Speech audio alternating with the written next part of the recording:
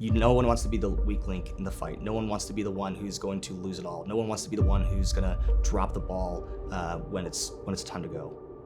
I think imposter syndrome is something that everyone feels regularly. So, am I good enough to do this? Will I perform to the level that's expected of me? I don't want to let my peers down in the Royal Air Force, and I don't want to let my Australian and US counterparts down. So it's important that we bring these skills to Red Flag, and we train to these extreme scenarios in Red Flag, so that way, should something ever happen, we are able to show up day one, minute one, execute, and win. 6th Squadron are out here flying on exercise Red Flag. This iteration of Red Flag's a 3 eyes exercise, so we've got the UK, Australia, and the US, and it's just flying complex, large force exercise, air, kind of war scenarios basically, testing our capabilities alongside those of the US and Australia, just to refine our kind of compatibility and interoperability.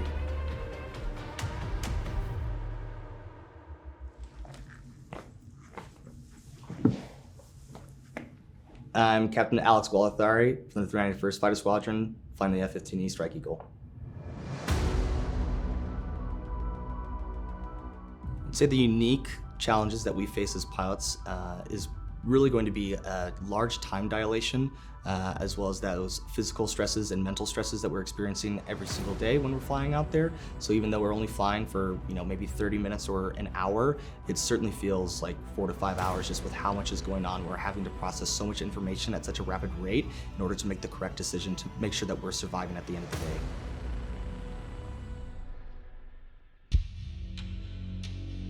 Typhoon is a kind of a 4th gen platform, and integrating with 5th gen platforms is our bread and butter, so it's something we need to be able to do seamlessly in any kind of future wartime scenario. And the time out on Red Flag really allows us to practice those fighter integration scenarios. That's where 4th gen and 5th gen operate together, so we utilise all of our unique capabilities, and it allows some of the parts to be greater than kind of the individual components on their own, really. And that's what these big exercises are great at practicing.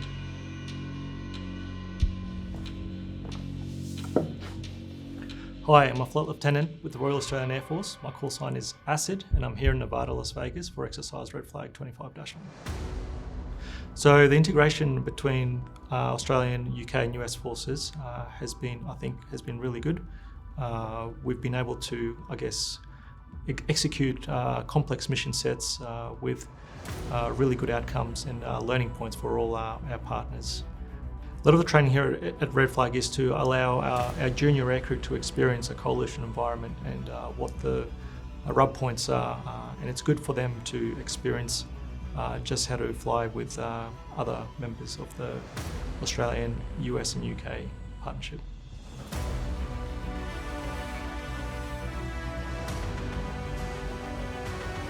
I don't think you ever forget the first time you walk out onto the flight line on a Red Flag VAL.